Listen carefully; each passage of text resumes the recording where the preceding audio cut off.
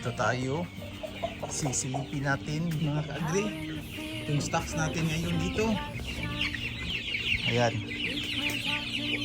So sila mga going 2 months old na mga female. D853. Ito dito yung mga males natin.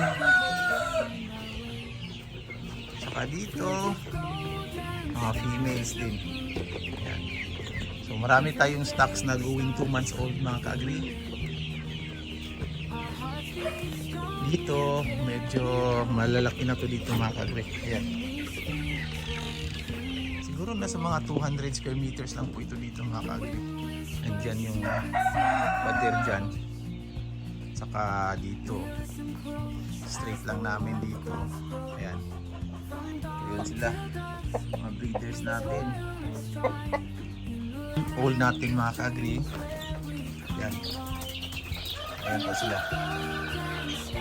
Dito mga ka-agri. Ayan. Ayan. So bakante ngayon itong brooder natin dito mga ka-agri. Yung laman. Ayan. So ready na yan para dun sa ini-incubate natin. Fertilized eggs natin mga ka-agri. Tsaka ayan yung in-incubate natin. Ayan.